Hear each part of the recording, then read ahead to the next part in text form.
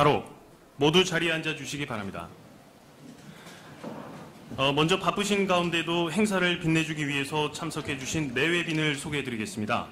오늘 토론회를 주최해 주신 미래통합당 최승재 의원님을 소개해 드리겠습니다. 이후 내빈 소개는 최승재 의원님께서 직접 해 주시겠습니다.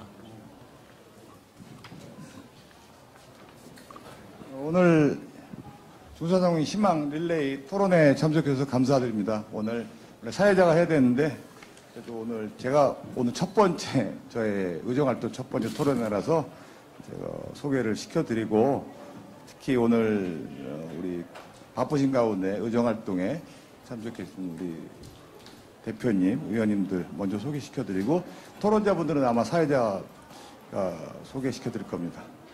잘 아시겠지만 중소상공인에 관련돼서는 누구보다도 관심이 있으시고 사회적, 경제적 약자에 대해서 사실은 개인적으로는 저한테 멘토 역할을 하셨고 이번 총선에서도 소상공인에 관련된 현안과 정책에 대해서는 사실은 관심과 노력을 많이 해주셨습니다. 우리 미래통합당의 김종인 비상대책위원장님 오셨습니다. 여러분들 큰 박수로 맞아주시기 바랍니다.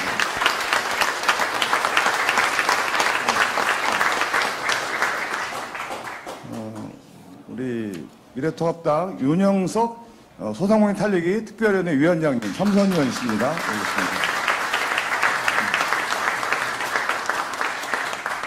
미래통합당 서초구의 박성중 의원님 오셨습니다.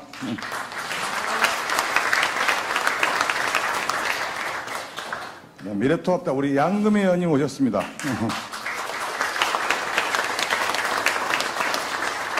그다음에 미래통합당 이종성 의원님 오셨습니다. 또 뒤에 계시네요. 노동 전문가시죠? 우리 미래통합당의 박대수 의원님 오셨습니다.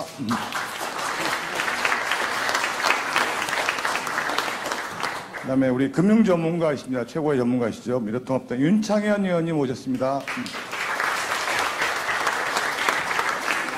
대한민국 또 최고의 IT 전문가 미래통합당 이영 의원님 오셨습니다.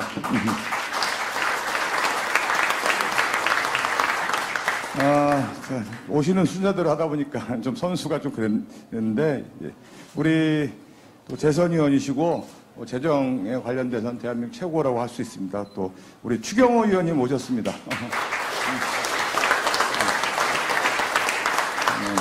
미래통합당 농수산 관련된 부분에 대해서 신화적인 인물이기도 하십니다. 우리 정우천 의원님 오셨습니다. 경북 구미의 구자근 의원님 오셨습니다. 제가 살고 있는 동네이기도 한데요. 우리 용인시장 역임하셨죠. 정창민 의원님 오셨습니다. 네, 여기 계시네요. 그리고 오늘 특별히 또 중소상공인 문제에 관련돼서는 여야가 없을 거라고 생각을 합니다. 또 대한민국 최고의 또 중소기업 전문가이기도 하시죠. 더불어민주당의 우리 김경만 의원님 오셨습니다. 과거에 저랑 중소상공인 운동을 오랫동안 동지애를 갖고 같이 활동하셨습니다. 우리 더불어민주당 이동주 의원님 오셨습니다. 얼마 전에 그 임대차 보호법 관련돼서 정말 열정적으로 중소상공인 관련돼서 정말 토론회도 하시는 보면서 제가 많이 감동을 받았는데요. 우리 더불어민주당의 우리 전영기 의원님 오셨습니다.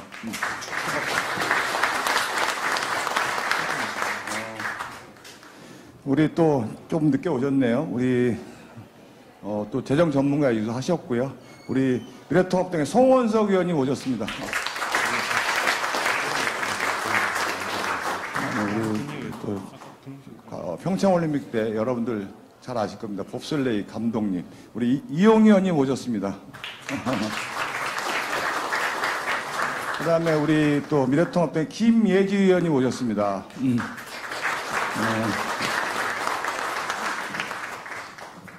지금 또 그 전에 조금 다녀가신 분들 계시고요. 오늘 금요일이다 보니까 의정활동 때문에 많이 바쁘시는데요.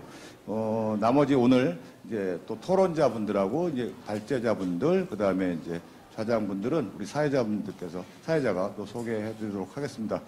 오늘 여러분들이 많이 오셨다 가셨는데 또 오시기도 하시고 아마 중간중간에 또 다른 토론회 세미나가 있어서 오신 분들은 중간중간에 다시 소개해드리도록 하겠습니다. 감사합니다. 예, 다음으로는 오늘 행사를 공동 주최해 주신 백년가게 국민운동본부 송치영 위원장님을 소개해 드리겠습니다. 앞서 소개를 못 드렸는데 미래통합당 허은하 의원님 참석해 주셨습니다.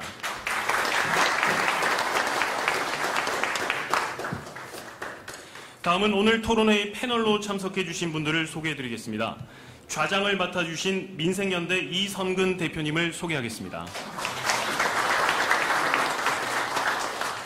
발제를 맡아주신 권순종 교수님을 소개하겠습니다. 권순종 경기대학교 교수님은 소상공인연합회에서 부회장직을 맡고 계시며 최저임금위원회 심의위원으로 활동하고 계십니다. 다음은 토론자로 참석해 주신 분들을 소개하겠습니다. 법무법인 자연 이영기 변호사님을 소개하겠습니다. 앞서 소개는 드렸습니다만 토론자로 참석해 주셨기 때문에 한 번 더 소개해 드리겠습니다. 백년가게 국민운동본부 송치영 위원장님이십니다. 민생문제 활동가 세미님을 소개하겠습니다. 을지 오비베어 최수영 대표님을 소개하겠습니다. 중소벤처기업부 지역상권과 노기수 과장님을 소개하겠습니다. 그 밖에도 소개할 분들이 많이 계시지만 시간 관계상 이만 줄이도록 하겠습니다. 다음은 주요 참석 내빈들께 축사를 들어보는 시간인데요. 먼저 김종인 비대위원장님을 모시고 중소상공인들에게 힘이 되는 축사를 들어보겠습니다. 참고로 김종인 비대위원장님께서 당내 일정상 자리를 이석하셔야 되기 때문에 축사 후에 곧바로 기념 촬영을 먼저 하도록 하겠습니다.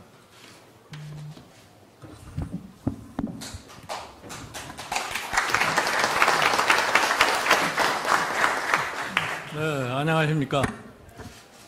오늘 이 상호 소상공인 정책 이 세미나와 관련해서 제가 몇 말씀 드리겠습니다. 이 소상공인을 것 같으면은 우리나라 경제에 가장 밑을 받치고 있는 경제 주체들이라고 이렇게 생각을 하는데 지난 한 4년 동안 소상공인들이 아마 가장 어려운 세월을 보내지 않았나 생각합니다.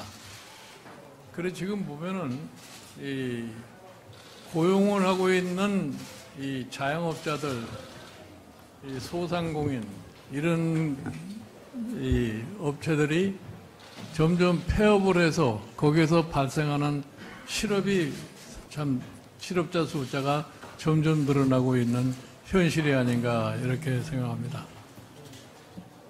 그런데 기본적으로 우리 소상공인들이 제대로 경제활동을 활발히 전개하시려면 가장 기본적으로 우리나라 경제의 정상적인 운영이 되어야만이 가능한데 경제정책 자체도 지난 이 문재인 정부가 들어선 이후로는 뭐 최저임금의 인상이라든가 무슨 노동시간의 연장이라든가 이런 걸로 인해 가지고서 소상공인들이 가장 어려운 환경 속에 처해 왔다고는 제가 잘 알고 있습니다. 그러다가 최근에 이 코로나 바이러스라고 하는 이게 들어와 가지고서 이 경제 전반이 그냥 갑작스럽게 추락하는 바람에 이 소상공인들의 상황이 더욱더 어려워지지 않았나 이렇게 생각합니다. 그래도 과거에 비해서 우리 소상공인들이 할 수 있는 영역이 조금은 나아지고 있지 않나 하는 이런 생각도 합니다. 사실은 과거에는 소상공인을 대변할 만한 단체도 없고 그러는데 최근에 와서 소상공인 협회도 조직이 되고 또 그거를 관할한 부처도 새로 생겨나가지고서 소상공인들의 권익을 어느 정도 향상시킬 수 있는 계기가 마련되지 않았나 이렇게 생각도 듭니다. 그런데 이번에 이 코로나 바이러스 이 사태를 겪으면서 경제 전반이 근본적으로 취약해지는 그런 과정 속에서 대기업, 소기업, 특히 이 소상공인과의 관계라는 것은 더욱더 벌어질 수밖에 없는 이런 환경에 처하지 않았나 이렇게 생각합니다. 이래서 이 사람들의 생존을 보장하고 이 사람들이 앞으로 이 소상공인으로서 이 경제의 밑바닥을 제대로 뒷받침할 수 있는 그러한 여건을 정책적으로 조성하지 않을 것 같으면은 아마 지금 상황보다 더 어려운 상황으로 처하지 않을까 하는 이런 염려를 갖다 하고 있습니다. 이렇게 해서 여러분들이 오늘 여기에서 소상공인 정책에 대한 토론회를 하시면서 어떻게 하면은 소위 정부가 소상공인의 생존과 번영을 위해서 제도적으로 장치를 할 수 있고 이거를 국회가 어떻게 뒷받침할 수 있는가에 대한 좋은 안들을 많이 내주실 것 같으면은 이것이 이런 입법 과정을 통해서 어느 정도 제도화도 될 수 있고 그렇게 되면은 소상공인 여러분들의 앞으로 발전에 다소 도움이 되지 않을까 생각합니다. 아무쪼록 열띤 토론을 하셔가지고서 좋은 안들을 도출해 주시기 바랍니다. 감사합니다.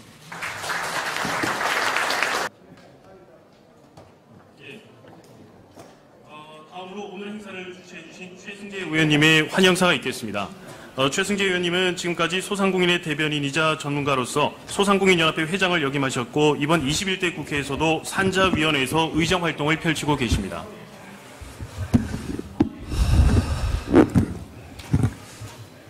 안녕하십니까. 미래통합당 최승재 의원입니다. 오늘 중소상공인 희망 릴레이 토론에 참석해 주신 우리 귀한 중소상공인 여러분들 정말 감사드립니다. 오늘 또 바쁘신 의정 활동 가운데 또 함께 해주신 우리 동료 또 선배 의원님들께도 감사 말씀드리고 오늘 여러분들이 이렇게 함께 해주신 노력이 소상공인의 꿈과 희망을 같이 만들어가는 과정이라고 생각합니다. 먼저 오늘 토론회를 공동으로 주최해 주신 백년가게 국민운동본부 송치영 위원장을 비롯한 특히 전국에서 모이신 각 지역의 회장님들 또 관계자 여러분께 감사의 인사 말씀을 다시 한번 드립니다.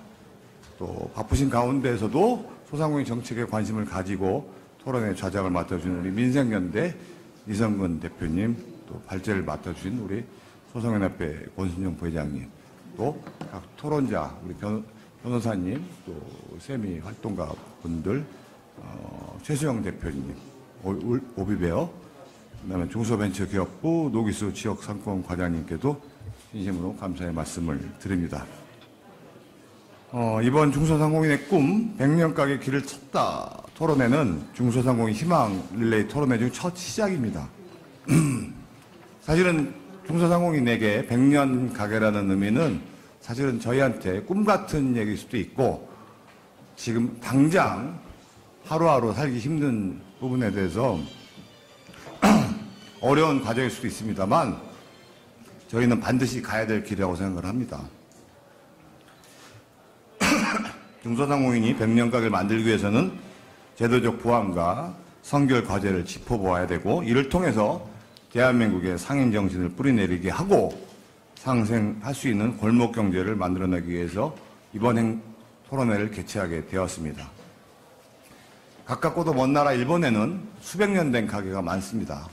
근데 우리나라에는 왜 그런 곳이 없을까요?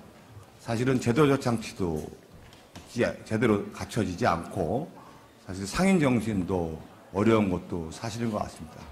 무엇이 먼저인지는 모르겠지만 또 제도적 장치만 바랄 것이 아니라 우리 스스로 노력해야 되는 부분도 필요하다고 생각을 합니다. 그런 부분에 대해서도 우리가 노력해야 되는 그 꿈을 만들어가는 과정도 필요하겠고 또 법률적인 정비도 필요하다고 생각합니다. 그런 의미에서 오늘 다뤄질 주제는 임대차 관련된 보호법입니다.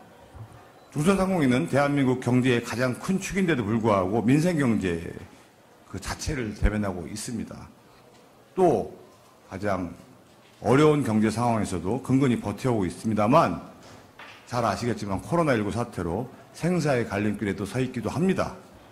어제 국회 개원식에 문재인 대통령께서 임대차 3법에 조속한 국회 통과를 주문하셨습니다만 중소상공인들의 임대차 문제는 뒤로 밀려 있습니다.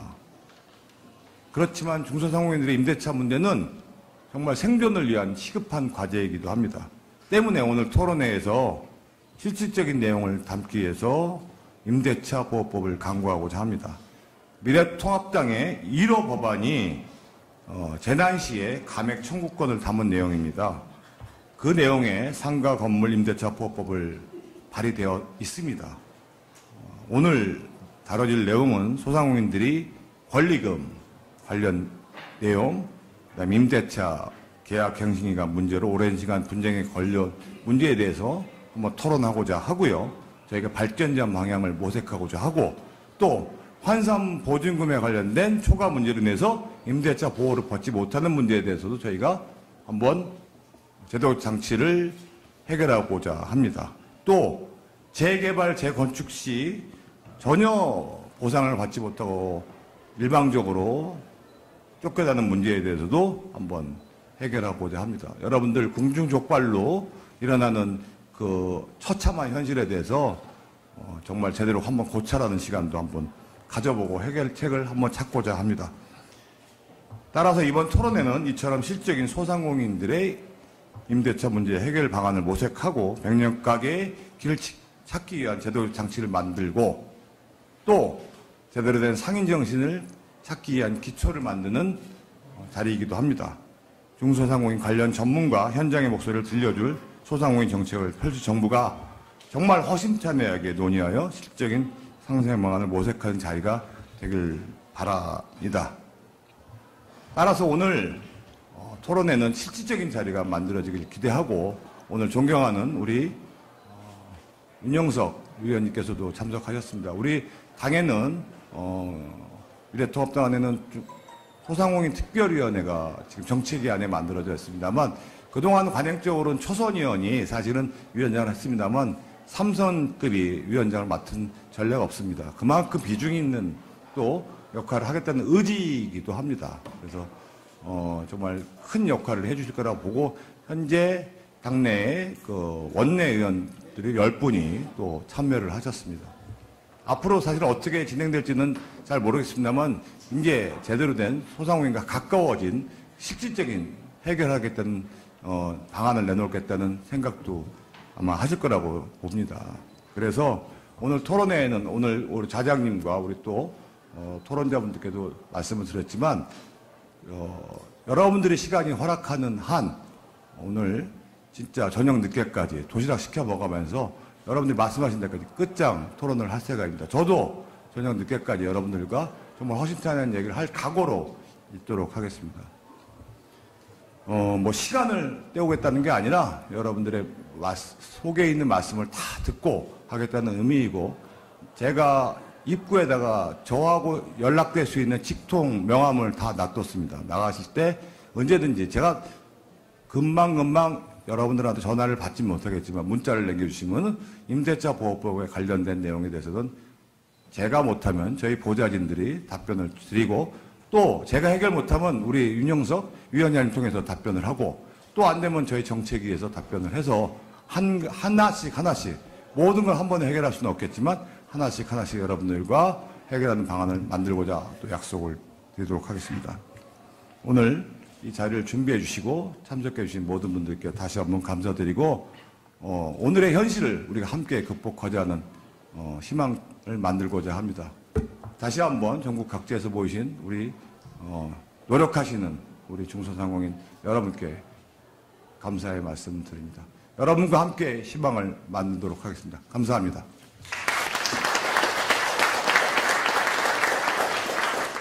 예, 그 최승재 의원님 말씀 도중에 미래통합당 유상범 의원님 다녀가셨다는 점을 알려드리겠습니다. 다음으로 오늘 행사를 공동 주최해 주신 백년가게 국민운동본부 송치영 위원장님의 개회사가 있겠습니다. 네, 큰 박수로 부탁드리겠습니다.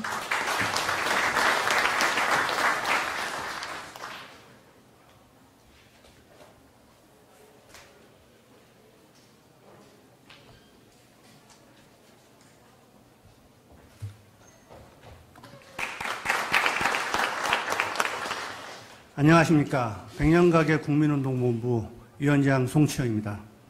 먼저 국정에 바쁘실 텐데 이런 소중한 자리를 마련해 주신 최승재 의원님과 관계자 여러분께 심심한 감사의 말씀을 드립니다. 아울러 바쁜 일정에도 불구하고 참석해 주시고 관심과 격려를 아끼지 않으신 내빈 여러분께도 머리 숙여 감사의 말씀을 드립니다.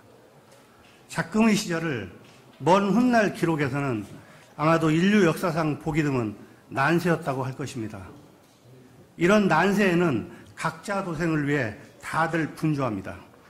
이런 와중에도 허무하게 당하는 사람들이 대부분이지만 미리미리 준비했던 사람들에게는 아주 좋은 기회가 되기도 합니다.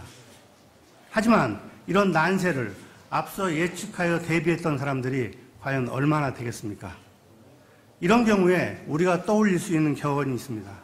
아는 것이 힘이다. 그런 말이 있습니다.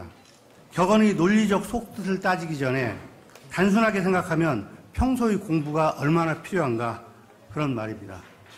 한편으로 우리는 이런 격변이 오기 전까지만 해도 손안에 있는 스마트폰에서 모든 것을 알아낼 수 있다고 생각했습니다. 하지만 착각이었습니다. 그래서 아는 것이 지혜로 승화될 수 있는 사회적 교육 시스템이 필요하다고 여겨집니다. 소상공인의 창업과 지속 경영을 위해서는 이런 암과 그를 뒷받침하는 지혜가 함께 있어야 합니다. 하지만 소상공인이 처한 여건상 그 모든 것을 오롯이 혼자 짊어지기에는 한계가 있습니다. 그래서 역발상이 필요합니다. 지혜를 모아야 한다고 생각했습니다. 그리고 각자 도생이 아닌 함께 살아가며 구현할 수 있는 부심체가 필요하다고 생각했습니다. 그럼 부심체만 있으면 험난한 변화를 대처할 수 있을까요? 그것은 누구도 예측할 수 없습니다. 하지만 지혜를 모아 이런 변혁을 오히려 전화위복의 계기로 삼는 생각의 전환은 꼭 필요할 것입니다. 이에 백년가게 국민운동본부가 여러분과 함께 나아가고자 하는 것입니다. 나무에는 나이테가 있듯 사람들에게는 나름의 세월을 머금은 무늬가 있기 마련입니다. 그 무늬는 살아온 환경과 역사를 고스란히 보듬고 있습니다. 이렇듯 다양한 사람의 무늬를 바탕으로 당면한 문제의 본질이 무엇인지 그리고 해결할 수 있는 최적의 방안은 무엇인지 지혜를 모아 오늘의 이 자리가 위기를 기회로 만드는 계기가 되었으면 하는 바람입니다. 소상공인은 누구나 백년가게를 꿈꿉니다. 여기서 꿈은 머릿속에서만 그려지는 단순한 형상이 아닙니다. 각고의 노력과 수많은 시간이 빚어내는 아주 현실적인 도전의 과정입니다. 그 꿈의 실현을 위해 미력이 남아 백년가게 국민운동본부가 함께하겠습니다. 다시금 바쁘신 와중에 참석해 주신 여러분께 감사를 드립니다. 이 자리가 여러분 모두에게 당면한 현안 해결의 지혜를 모으는 소중한 시간이 되면 좋겠습니다. 감사합니다. 네, 다음은 오늘 토론회에 참석해 주신 주요 내빈의 축사를 들어보도록 하겠습니다. 윤영석 미래통합당 소상공인 살리기 특별위원회 위원장님의 말씀을 청해 듣겠습니다. 큰 박수를 부탁드립니다. 여러분 안녕하십니까. 방금 소개받은 미래통합당 소상공인 살리기 특위 위원장 윤영석입니다. 저는 경남 양산이 양산 갑구 지역구이고 이번에 우리 최승재 의원님과 함께 국회 산자위가 소상공인 정책을 총괄하는 그런 위원회입니다. 그래서 함께 맡아서 저희가 소상공인을 위한 그런 여러 가지 정책들 열심히 하려고 하는 지금 각오를 하고 있습니다. 다시 한번 제가 먼저 인사드리고 인사 말씀드리겠습니다.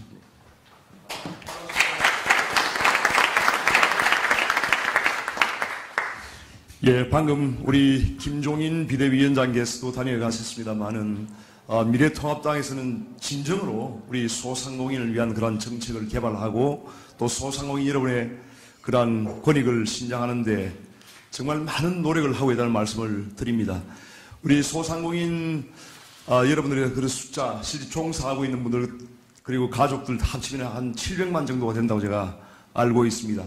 지금 정부의 경제정책이 참담하게 이 실패를 하고 또 코로나19로 인해서 지금 가장 직격탄을 맞은 그런 분들이 바로 소상공인들이라고 저는 생각합니다. 지금 국민 경제 고통지수라고 할 수 있는 실업률이 1999년 이후에 우리 통계 작성 이후에 최고치를 지금 기록을 하고 있습니다. 거기다가 청년들은 실업률이 지금 10%를 넘어서고 또 체감 실업률 4주 이상 구직 활동을 했음에도 불구하고 미취업 상태인 그런 청년 실업률이 지금 26.8%라고 합니다. 그만큼 지금 국민들이 고통을 받고 있는 상황인데 이러한 상황에서 정부가 적극적으로 민간 부분의 일자리를 늘려야 되는데도 불구하고 급격한 또 임금 상승을 통해서 최근에 35% 이상의 그런 임금 상승이 있었고 지금 IMF에서는 금년도에 대한민국의 경제 성장률이 마이너스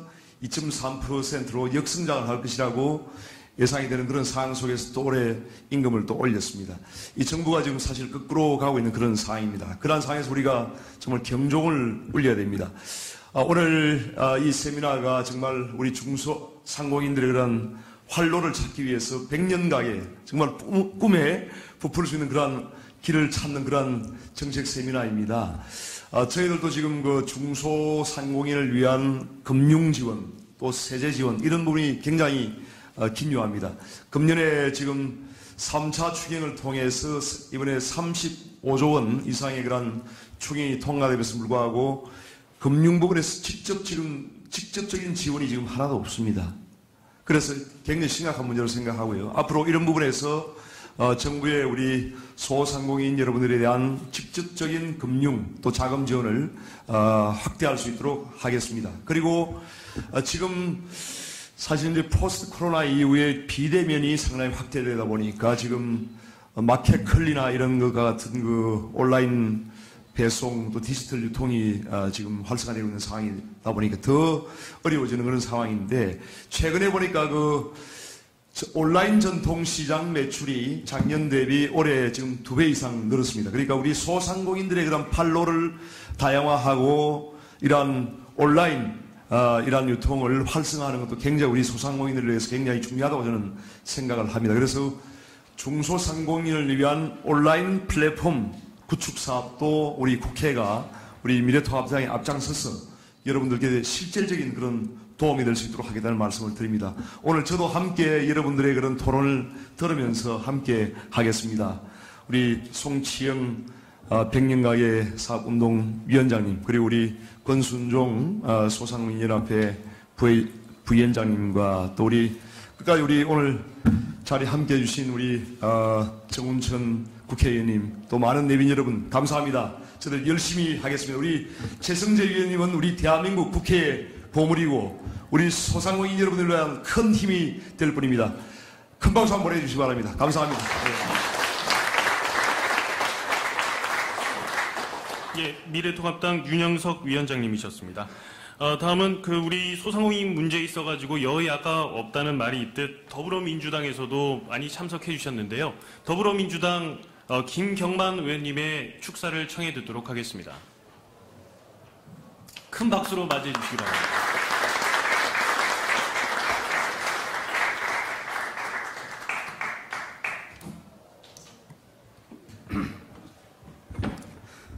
안녕하십니까. 방금 소개받은 더불어민주당 김경만 의원입니다. 오늘 소상공인의 꿈 100년 가게 길을 걷다라는 이 세미나에 다시 한번 축하드리고요. 참으로 우리 경제가 어려운 때 방금 우리 위원장님께서 말씀하셨습니다만 우리 경제의 가장 어려운 질고를 겪고 있는 분들이 바로 중소기업이요 소상공인 여러분들이라고 생각을 합니다. 따라서 우리 경제가 사는 길이 우리 소상공인들을 살리는 길이요 중소기업을 살리는 길이라고 생각을 합니다. 여기에는 최승재 의원님께서도 말씀하시고 또 윤영석 위원장님께서도 말씀을 하셨습니다마는 여야가 힘과 지혜를 모아서 우리가 중소기업과 소상공인이 살리는데 최선을 다해야 된다라고 생각합니다. 바로 오늘의 세미나는 그 첫 단추를 첫 걸음이라고 생각을 하고 이 걸음이 어떻게 걸어가고 또 힘과 지혜를 모으냐에 따라서 우리가 100년의 장수기업을 만들어가는 기나긴 여정에 하나의 큰 물줄기가 만들어진다고 생각합니다.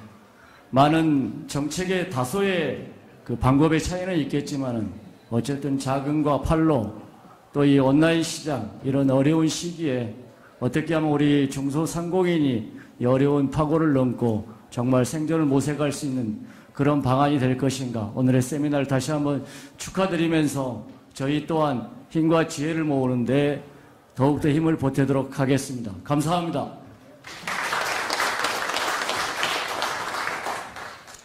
예, 말씀 도중에 내빈 한 분 참석해 주셨는데요. 소개해드리겠습니다. 미래통합당 김은혜 의원님 참석해 주셨습니다. 현재 당 대변인을 맡고 계십니다. 네, 그러면 지금부터 좌장을 맡아주신 이선근 민생연대 대표님께 마이크를 넘기겠습니다. 예, 날씨가 아주 무덥습니다. 참석해 주시느라고 많이 참석해 주셔서 감사드립니다. 제가 오늘 좌장을 맡게 된 사유가 아마 20년 전의 기억들이 있어서 그런 것 같습니다. 20년 전에 제가 상가임대차 보호법을 대한민국에서 처음으로 이제 입법화하려는 활동을 개시를 했는데요.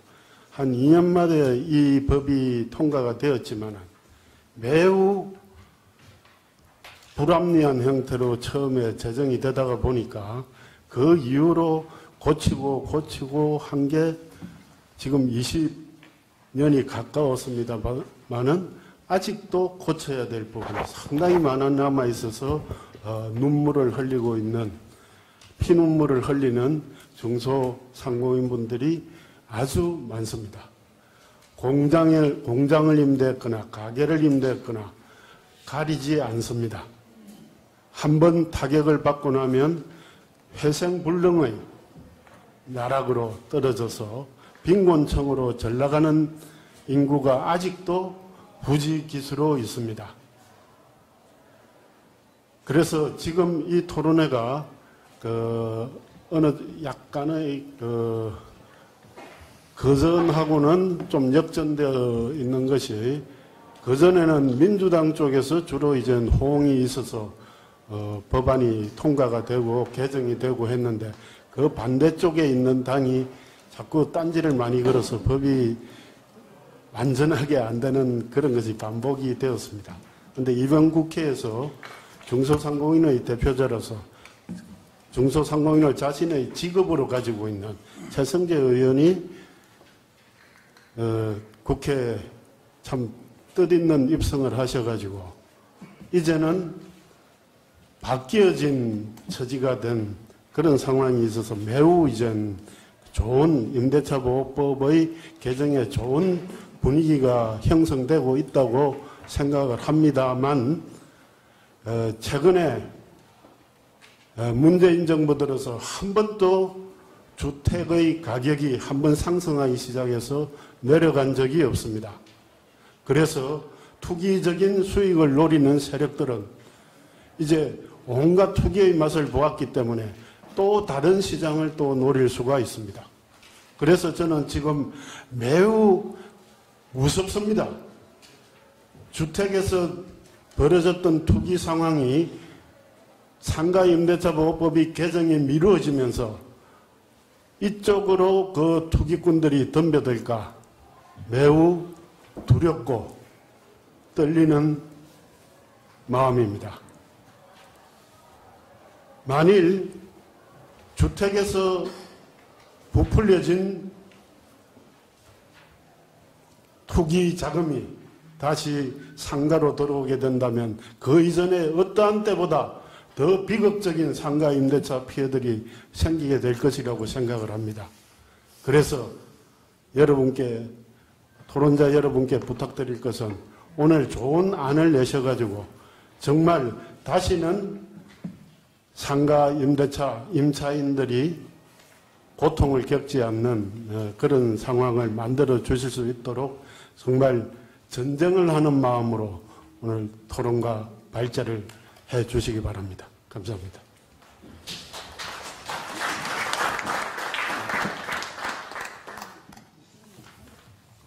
그러면 주제 발표를 권순종 소상공인 연합회 부회장님이 맡아주시겠습니다.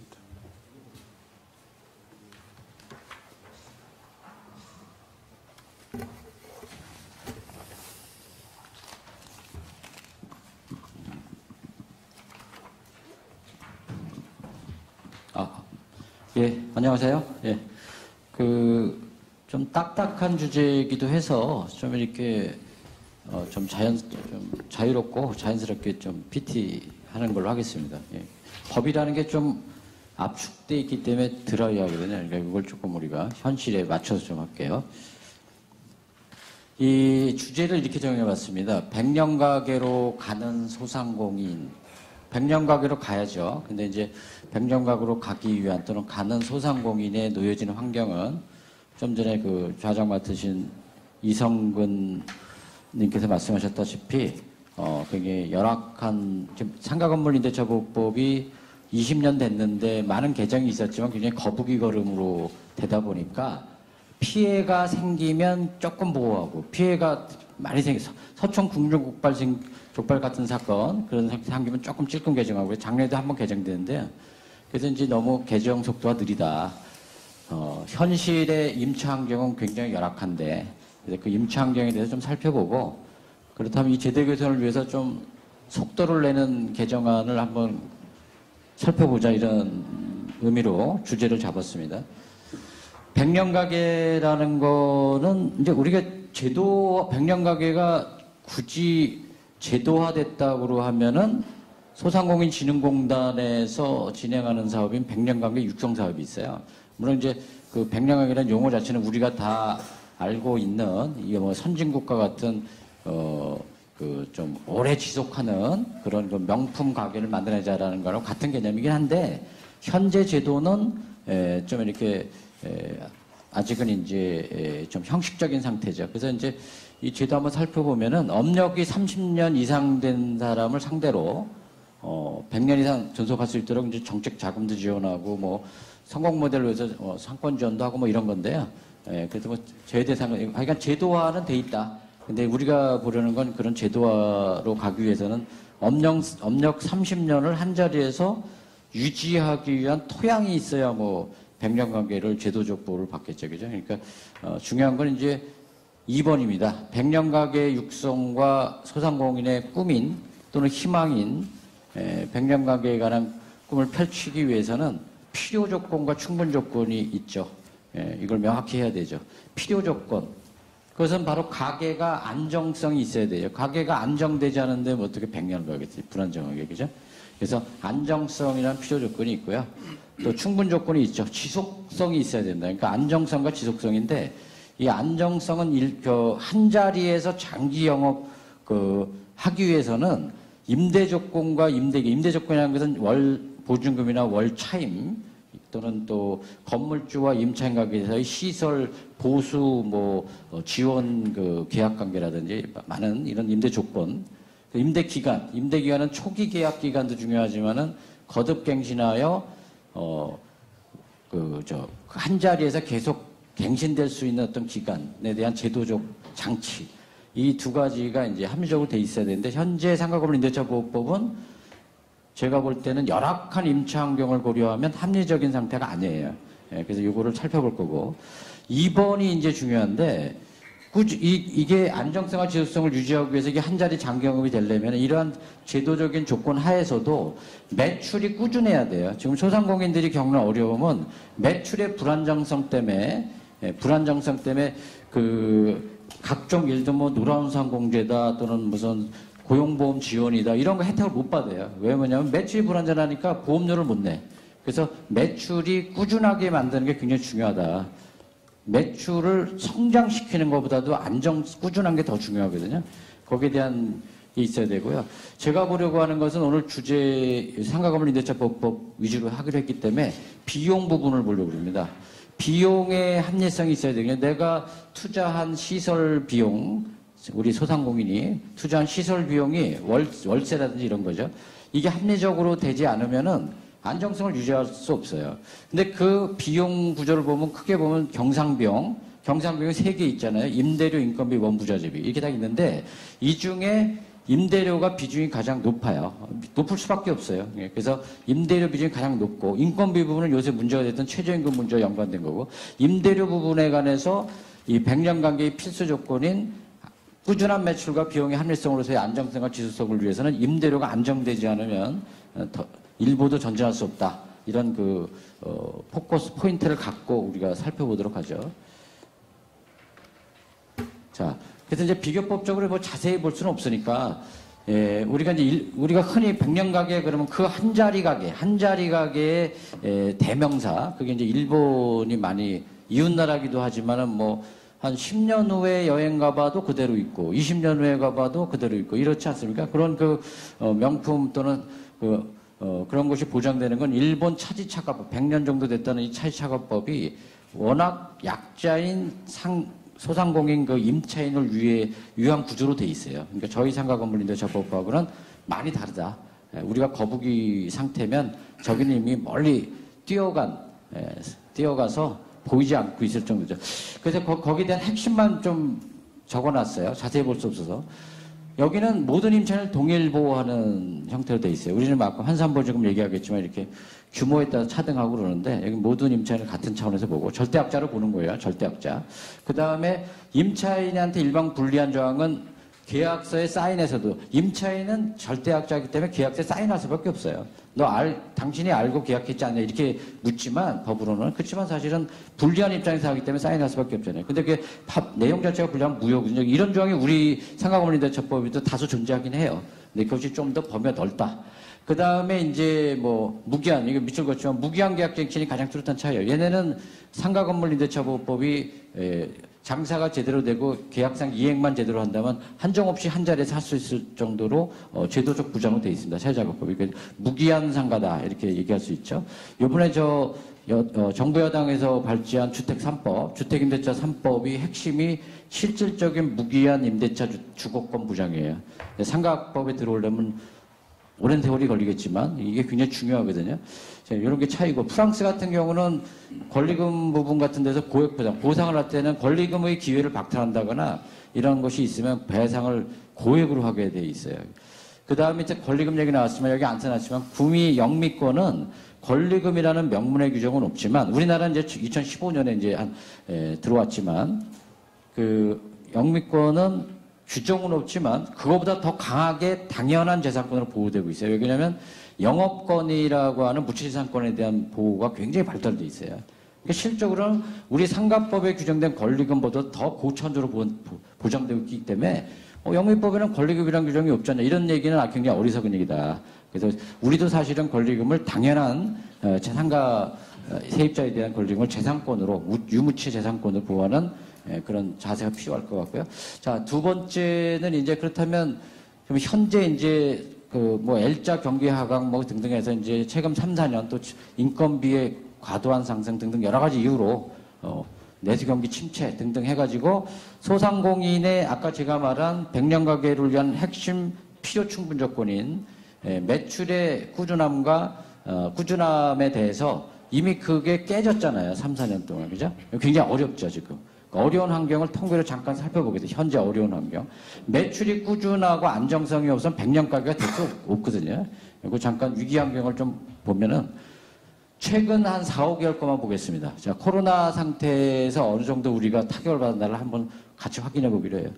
자, 소상공인 중기부에서 소상공인 사업장 300개, 전통시장 220개, 이걸로 조사를 했는데 그 결과 어느 정도 되냐면 소상공인의 경우는 69.2%, 그러니까 70% 보자면 70%가 매출이 감소됐어요. 70%가 매출이 감소한 걸 어떻게 견디겠어요, 그죠? 그 다음에 평균을 따져도 53.4%예요. 그래서 이렇게 됐고 전통시장 거의 비슷하게 나타났고요.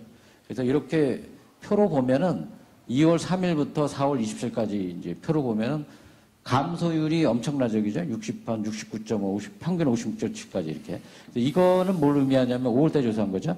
이거는 지금 뭐냐면은 이거 어려운 건 누구나 다 알아요. 근데 통계를 잠깐 본 이유는 이 정도 매출의 급격한 하락에도 꾸준히 가게를 버틸려면 답은 뭐냐?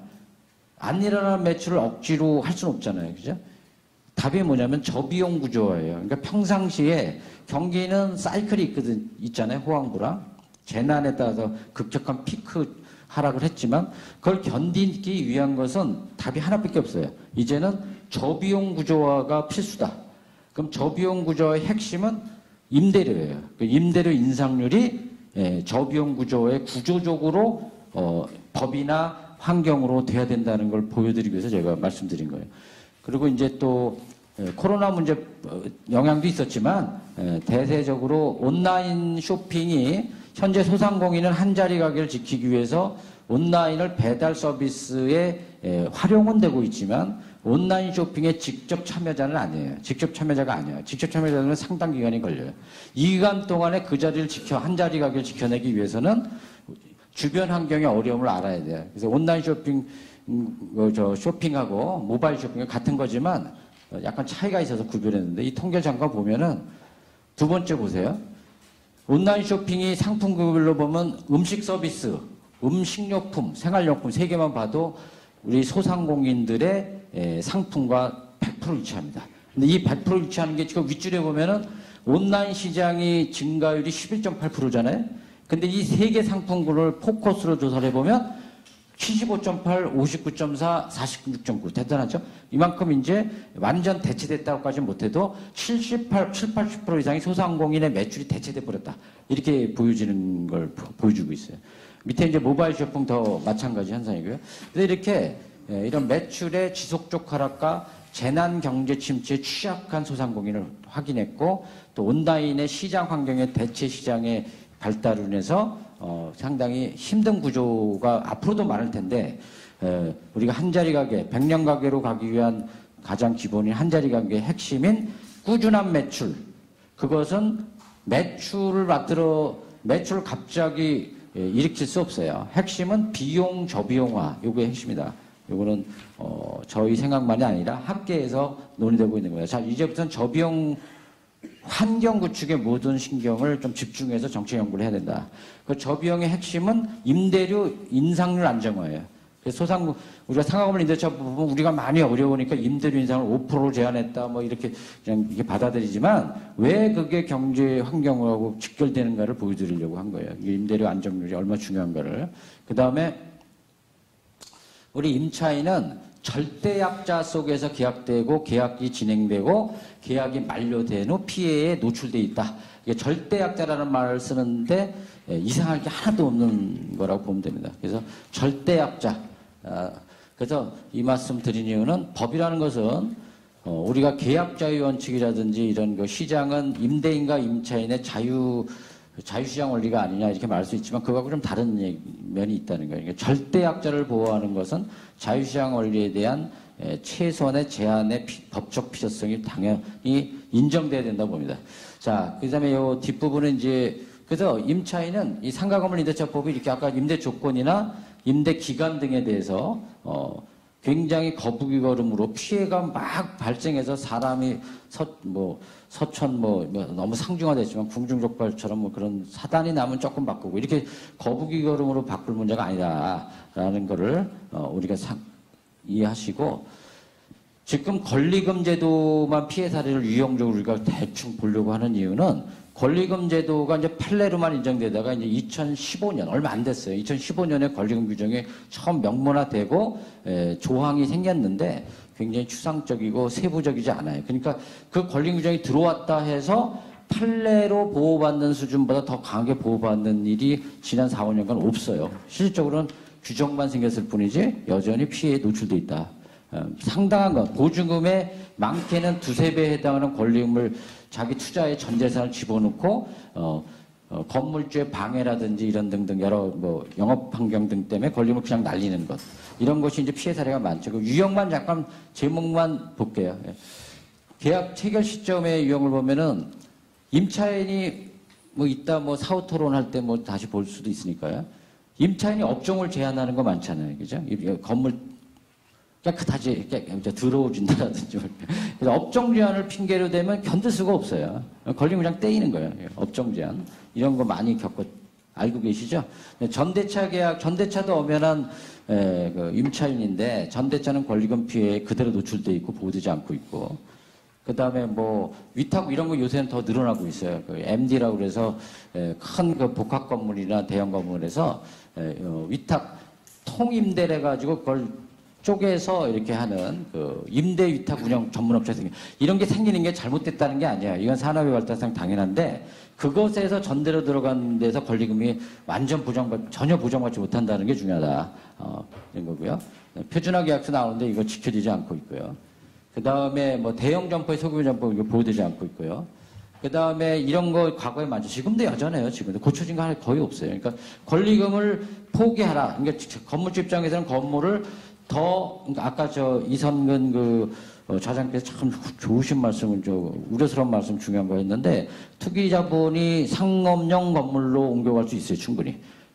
그때 투기형으로 건물이 M&A 돼갈 때 이런 일들이 많이 생겨요. 그거를 M&A 넘길 계획으로 금융 대출을 많이 낀 상태에서 권리금 포기를 미리 받아놔야만 그게 M&A가 되니까 이렇게 해서 많이 발생하고 있습니다. 그 다음에 제조전화에는 뭐 아예 그냥 빼도 박도 못하게 하기 위해서 제조전화에 줘서는 재판하고 똑같은 거예요, 판결하고. 그래서 소송도 못하게 만드는. 일시적인 거는 뭐 적용이 안 되고 있고요. 그 다음에 이것도 이런 일도 많죠. 이거 전통적인 피해 사례예요. 임대인이 딱 업종이 될 것 같으면 자기가 해요. 계약 여러 핑계로. 그래서 자기가 하면 건물주가 지가 영업을 인수하는데 권리금을 줄 리가 없잖아요. 그러니까 이런 피해 사례 여전히 많고요. 그 다음에 뭐 기간으로 권리금 수수기의 박탈이라고 그러죠. 기간 연장을 안 해서 하는 사례들 많고요. 특히 이건데 재개발 재건축인데 우리나라는 그 재건축 재발에 대해서 굉장히 관대하지 않습니까? 관대한데 재개발 재건축 쓰면 되는 순간 거기에 들어있던 구도심에 자기의 전 재산을 거기다 권리금으로 집어넣고 영업하던 소상공인이 다 거지가 돼서 나간다 생각하면 100%입니다. 수많은 이유와 핑계를 대지만 그래서 재개발 재건축에 대한 권리금 보호에 대해서는 강력하게 보장을 해야 한다고 봅니다. 그 다음에 동종업종 이런 일 많죠. 예. 그 다음에 이런 것도 뭐 비슷한 거고요. 경매 넘어가는 게 전형적인 사례죠. 경매 넘어가면 우선순위에 따라 딱 되잖아요. 그럼 보증금 우선 변제는 대항력 순서대로 보호받는 수는 있어도 권리금은 보호가 안 되거든요. 이런 것도 어떻게 할 것인가 뭐 이런 문제. 그 다음에 사업자 등록 안 하면 당연히 안 되는 거고. 월세하고 이 권리금 수수와 월세 증액은 굉장히 상관관계가 커요. 그러니까 내가 받은 권리금을 받고 임차권 양도를 하려고 했더니 건물주가 임차인이 바뀌는 기회에 월세를 대폭 올려버려요. 그러면 새로운 임차인이 들어오려고 안 하지. 그죠? 그러니까 권리금 기회를 박탈하는 건 월세 증액, 그러니까 월차임하고 상관이 많은 사례가 많죠. 이 9%는 과거 사례라서 이렇게 돼 있어요. 실제 사례이기 때문에. 현재 5%죠. 그죠? 그래서 월세 인상, 이거 같은 유사 경우고요. 이런 거 넘어가고.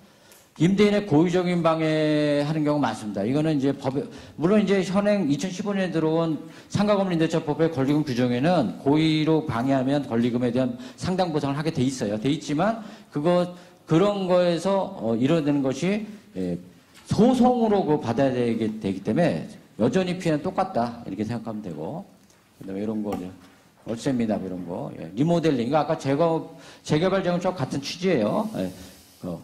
리모델링 하면서 나가라고 하면서 그대로 갖다 그냥 권리금이 몰각되는 이런 일이 있고요.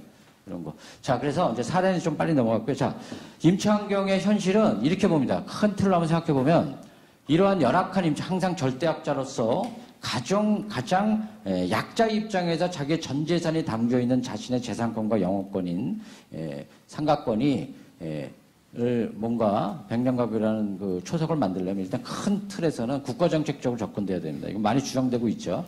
골목 상권을 보호하고 이걸 하기 위해서는 신도시나 재개발, 특히 요새 도심 재생사업 할 때 도시계획 단계가 있지 않습니까? 도시계획 단계에 공공임대상가 쿼터제가 도입돼야 돼요. 그러니까 공공임대주택이라는 말 있잖아요. 공공임대주택은 많이 활성화됐죠. 이렇게 상권이 되면 기부채식으로 해서 그 부지 내 인부를 몇천 평이나 이런 거를 공공임대 상가 쿼터화 시켜야 될 필요가 있어요. 그럼 이게 왜 중요하냐면 공공임대 상가가 되면 임대 기간이 안정화되고 임대료가 낮을 수밖에 없어요. 그럼 그게 그 주변 상권의 가이드가 돼요. 그래서 가이드가 돼서 저 백년 가게의 안정된 임차권의 그 리딩 효과 생긴다 이런 거고요. 그 다음에 공간디자인 그냥 넘어가겠습니다. 사회문화적 과제는 한번 이거 저 이제는 문화가 이제 점점 바뀌어야 되는데 건물주의 건물은 임차인의 영업 활동을 통해서 건물의 가치가 밸류가 올라가거든요. 그러니까 건물주와 세입자는 동업자라는 이런 사회문화적인 공감이 확산해 나가는 것을 우리가 해결해 나가야 된다. 자, 이제 상업임대차보호법의 논점을 보겠습니다. 우리가 이제 제 10조 조문 수치는 중요한 거 아니에요. 자, 10조의 2에 보면은 이렇게 돼 있죠. 2조 1항 단서에 따른 보증금액 초과. 이게 뭐냐면 환산보증금을 넘는 상가. 환산보증금을 넘는 상가. 환산보증금을 보기 위해서 이거 먼저 보면 현재 이렇게 이거 매년 또는 2년에 한 번씩 개정되거든요. 시행령에 물가 상승 같은 거 금리 고려해서 환산보증금은 계산을 명목보증금 플러스 월차임 곱하기 100이에요. 이 100이라는 자는 은행법 이따 좀 얘기하겠는데 은행법에서 나온 걸 곱해요. 그러면은 그 액수가 서울시는 9억 원 이상짜리 들어간 걸로 돼 있다. 그러면 보증금 5천에 월세는 400만 원이 넘으면 이거 넘는 거죠? 그죠? 400만 원 곱하기 100이면 4억이니까. 아니지. 보증금 5억에 400만 원이지. 이렇게 하면 넘는 거죠? 자, 이런 식으로 이제 계산이 돼 있는데, 과밀업체 6억 9천 뭐 이렇게 돼 있어요. 자, 그러면 이런 환산보증금을 넘는 거는, 우리가 차임 증감 청구를 적용을 받기는 했어요. 쉽다시. 근데 뭔 뜻이냐면은, 우리가 인상률이 중요한데 연 5%를 올릴 수 없잖아요. 환산보증금 범위 내의 경우는 상가건물임대차보호법을 받기 때문에 5% 이상의 급증을 못하게 하는데 이거는 제외다 이거예요. 그러니까 환산보증금을 넘는 그 상가건물 세입자는 연 5%든 10%든 20%든 올릴 수가 있는 거예요. 그러니까 이게 지금 문제죠. 이것이 왜 계약갱신과 관련이 있냐면은 계약갱신 요구, 10년까지 계약갱신 할 수 있는 건 적용을 돼요. 환산보증금이 넘어도. 근데 계약갱신이 실제로는 적용을 못 받는 거예요. 왜냐면 계약갱신을 할 때마다 5% 제한을 안 받으니까 건물주 10%, 20% 막 올릴 거 아니에요. 그죠? 내보내고 싶으면. 그러니까 실적으로는 10년간 계약갱신을 실적을 보장받지 못한다. 이런 얘기죠. 그렇죠? 예, 그래서 우리는 왜 환산보증을 넘는 그런 그 좀 규모가 있다고 보여지는 아까 보여준 뭐 9억, 6억 9천 이것도 현실적이지 않은데 그 규모가 좀 있다 해서 5% 계약 증액 제한이 없냐, 가치 제한을 필요하다고 얘기하고 있는 겁니다. 전 맨 밑에 썼다시피 환산보증금, 아까 일본 차주착각법도 봤지만 환산보증금 제도 자체가 무의미해요. 실적으로는 폐지하는 게 낫다. 폐지하는 게 맞다고 생각합니다. 그리고 환산보증금 이 제도는 폐지하는 게 저는 맞다고 보는데 그게 아직 이르다고 본다면 제가 여기 좀 빠뜨렸는데 제가 환산보증금을 계산할 때 그 20년 전에 여기 이성근 대표님 나오고 계시지만 20년 전에 환산보증을 계산하는 명목보증금 더하기 월세 곱하기 100 할 때 그 100이 은행법 등에 따른 금리인데 그거는 20년 동안 똑같은 거예요. 그렇게 환산보증을 유지할 것 같으면 그러지 말고 건물주의 가치, 그 비용은 대출금리예요. 부동산에. 임차인의 비용은 월세야. 이거를 일정 부분 거래를 하는 구조거든요, 이게. 이거를 그걸로 하지 말고 현재 부동산 주택담보대출의 기준금리가 8개 시중은행에서 하는 통합금리라는 게 있어요. 그게 이제 코픽스라는 금리인데 코픽스를 기준으로 하면 가치가 반영이 되고 거기다가 가상금리. 같은 건물이라도 건물주에 따라서 대출 비중이 다를 수 있어요. 그러니까 대출에 따른 금리 조달 비용이 다르거든요. 조달 비용의 가산을 더해서 100을 없애고 명목보증금 플러스 월차임 곱하기 가로 코픽스 금리 플러스 가상금리 이렇게 하면 그나마 현실적이다 이거예요. 그렇게 하면은 환산보증금 규모가 어떻게 자기가 환산보증을 넘지 않게 될 가능성이 몇 배가 늘어나요. 실적으로. 그렇게 고쳐야 되는데 왜 이걸 이렇게 아직까지도 안 하는지 모르겠어요. 이거 좀 연구해 봐야 된다. 여기는 안 써 있어서 제가 말씀드렸고 그 다음에 요건 좀 너무 세부적인 거긴 한데 이것도 굉장히 중요한 거죠. 요새 저금리 시대잖아요. 그러면 자산가들이 돈을 건물을 갖고 있다 그러면은 그거를 보증금이 중요한 게 아니니까 월세로 바꿔. 보증금이 5천이었는데 금리가 너무 작아서 보증금 5천 받은 거 금리 받느니 그걸 보증금을 2천 까고 2천을 월세로 더 증액하자 이렇게 하는 것이 월차임 전환이라고 그래요. 그때 월차임 전환하면서 많이 늘려버리면 안 되니까 산정률을 제한한 규정이 있거든요. 예, 요것을 대통령으로 현재 이렇게 돼 있거든요. 1할 2푼 뭐 4.5, 이거 제 숫자 중요한 거 아니에요. 이 중에 낮은 걸 초과할 수 없다 이렇게 돼 있는데 이때 어떤 현상이 생기냐면 자세히 보면 월세 전환할 때 낮은 비율을 할 때 3번 보면은 은행금 10% 나와요 최대. 그러면 현재 은행금리하고 비교해서 과도하잖아요. 그렇죠? 월차임 전환할 때 그러니까 건물주가 여유가 있는 분은 다 이렇게 하지. 그러니까 이것도 이렇게 방치할 게 아니라 한국은행이 발표하는 물가상승률 기준으로 해야 돼. CPR 기준을 해야 한다. 이렇게 보는 거예요. 그 정도로 해야지 무슨 보증금 돈 여유가 있으면 다 그냥 월세 소상공인의 세입자금 월세에서 다 벌충하려고 하는 현상이 생기죠. 자, 그 다음에 논점 3. 최우선 변제 금액이라는 것은 우리가 뭐 알다시피 세입자 중에서도 더 영세한 분들은 거기 담궈놓은 보증금이 전 생명이잖아요. 그죠? 예. 전 생명인데 거기서 그 건물이 하자가 생겨서 경매로 넘어가 버리면 그 대항력 순서대로 배당을 한단 말이에요. 법원에서. 그랬을 때 이거는 너무 중요한 그 기초자금이기 때문에 이 정도는 무조건 빼줘라. 순위와 상관없이 하는 게 최우선 변제거든요. 근데 문제 이 제도는 굉장히 중요한 제도인데 문제는 현재 금액이 너무 낮아요. 예를 들면 보증금 6천, 서울시만 보겠습니다. 서울시 6,500만 원이면 현행은 2,200으로 돼 있거든요. 한 30%. 이거는 50% 늘려야 돼요. 제가 볼 때는. 50%는 돼야 돼요.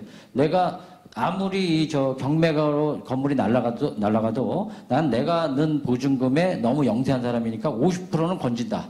이 정도는 돼야 되는 게 최소한이라고 봅니다. 그래서 이렇게 증액해야 한다고 봅니다. 네. 그 다음에 이제 중요한 재개발 재건축인데요. 재개발 재건축에는 이렇게 돼 있어요. 너무 자세히 볼 수는 없으니까 재개발 재건축을 해야 될 필요가 생기면은 다음 같은 사유가 아니라는 임차인 내보내야 되잖아요. 그렇죠? 예, 그러면 아까도 말했지만 권리금 다 날라가고 그런 거잖아요. 없어지니까 자리가 그때 우리가 이제 요런 이유인데 10조 1항의 가본을 보려고 그래요. 이게 이제 그나마 들어왔다는 건데 임대인이 재개발 재건축을 할 때 임대차 계약 체결할 당시에 구체적으로 고지를 하고 임대차 계약을 했다면 얼마든지 할 수 있다 그 뜻 아니에요, 얘기죠? 이 정도는 너무 약한 거예요. 왜냐하면 문제점 임대인이 고지만 하면 된다 그러면은 자의적으로 다 결정해서 고지만 하면 돼요. 아까 절대약자이기 때문에 계약을 안 할 수가 없거든요. 그럼 날아가는 거예요, 그냥 권리금 그냥 빵원 이렇게 날아간다 이게. 이런 거 문제다 이거예요. 그러니까 이런 거를 우리는 어떻게 해야 된다고 보냐면 사유를 세부적으로 명시해야 돼요. 이건 사유를 세부적으로 해야 돼요. 구체적으로 계약할 때 알리기만 하면 됐다. 이렇게 해서 권리금을 다 날린다? 이건 곤란하다는 얘기예요. 그래서 세부적으로 명시해야 되며 그 다음에 더 중요한 거는 2번이에요. 자, 이거를 이제 도입해야 됩니다. 이 개정 우리 미래통합당에서 좀 주도해서라도 이런 거 개정해야 돼요. 뭐냐면 건축허가나 공동주택 사업 인허가 할 때 임차인 보호 대책이 사업계획에 포함되지 않으면 심의와 인허가를 안 하도록 해야 돼요. 예. 그래야 내가 재건축 때 거를 알고 있더라도 보상을 받거든요. 그래서 건축법상 건축할 때는 심의시 이게 최초 시기거든요. 그 다음에 재개발 재건할 때는 사업 시행인가 할 때 그때 사업 거기 세입자 권리금 보상에 관한 대책을 제출하지 않으면 이 인가와 심의가 안 되도록 해야 돼요. 이 정도로 강력하게 해야 된다고 봅니다. 그 다음에 시간이 좀 많이 부족하죠. 자, 권리금 양성화 얘기가 있습니다. 권리금은 이제 영미권에서 얘기했다시피 구체적인 재산권이에요. 영미권은 무채재산, 영업권은 유무채 재산권이잖아요. 그죠? 예, 권리금을 감정평가 기준법에 따르면 바닥 권리금, 시설 권리금은 영업 권리금 이게 쌓이는데 그런 게 중요한 게 아니고 이 권리금 자체 개념은 다 아니까 우리가 상식적으로 권리금은 재산권으로서 보장한다는 자세를 기본적부터 가질 필요가 있어요. 세입자가 주고받은 억울하니까 보호하자 이 뜻이 아니고 이건 정당히 보장받을 양성화예요. 그래서 권리금에 대해서 저는 이제 현행조항은 권리금 수수 기회를 방해하지 말고 피해 사례 많이 봤는데 권리금 양성화에 조문 몇 개 나왔는데 일일이 볼 수 없고요. 임대차 기간 만료 전 3개월 전부터 종료 시까지 임대인이 권리금 기회 수수를 방해하는 다음 열거한 행위를 하면 안 되게 임대인이 권리금을 일정 부분 보상하게 돼 있거든요. 이거 뭐 옛날에 비하면 개선된 거지만 여러 사유는 다 빼겠습니다. 자, 그러나 아까도 말했지만 아까 사례 쭉 빨리 봤지만 업종을 문제 삼는다든지, 그죠? 월세를 올려버린다든지 이런 각종의 방법이 있어요. 그래서 권리금을 실적으로 기회를 저기 열거한 거 외에도 받지 못하게 만드는 수는 얼마든지 있다 이거예요. 예. 그래서 이런 더군다나 임대인은 저 조문의 권리금 기회 수수를 박탈한 임대인의 행위에 대해서 권리금을 대신 보상을 하는 규정에 해당한다 하더라도 어떻게 해야 돼요? 재판을 통해야 돼요. 그러니까 소송비용 들어가는 거예요. 권리금 받기 위해서. 그 다음에 더 중요한 거 감정평가 비용 들어가요. 감정평가 규정이 있는데 이 비용을 실적으로는 그러니까 포기할 수밖에 없는 일이 많이 생긴다. 그래서 우리가 세부적으로 규정을 해야 되고 그 다음에 재판부마다 다 달라요. 그래서 그거 고려해야 되고 소송비나 감정평가 비용을 2번 전 중요하다고 생각하는데 국가에서 좀 선지원하는 제도가 필요하다. 이런 거 필요하고요. 제가 오늘 좀 특별하게 요 미래당 주최 측에 법을 개정할 때 고려했으면 하는 게 이겁니다. 권리금 보험 도입이에요. 적극적인 재산권으로 양성화된 재산권으로 확실하게 포지티브하게 생각한다면 권리금을 한다면 권리금 보험 제도가 도입될 필요가 있어요. 그러니까 현재는 주택전세금 보증보험이라고 그래서 SGI 서울 보증보험에서 하는 게 있어요. 주택 그것처럼 그걸 벤치마킹해서 상가에 권리금 보장보험제도가 들어가 있어야 돼요. 그래서 권리금 보장보험제도를 해서 보험료는 약자인 임차인이 이제 내기 어렵다면 일부 지원하면 되고 이렇게 해서 보험을 들어놓으면 권리금이 박탈됐을 때 수수할 기회를 상실당할 때 규정한 열거된 그 보증 사유에 해당하면 보증금이 보험에서 나올 수 있게 해야 돼요. 이게 공적보험제도거든요. 이건 한번 구조는 이렇죠. 이거 권리금 보험제요. 청구할 필요가 있다. 이렇게 말하고요. 그 다음에 증감 청구에서 요거 아까 저 미래당의 개정 안으로 들어가 있는 거 제가 알고 있는데요.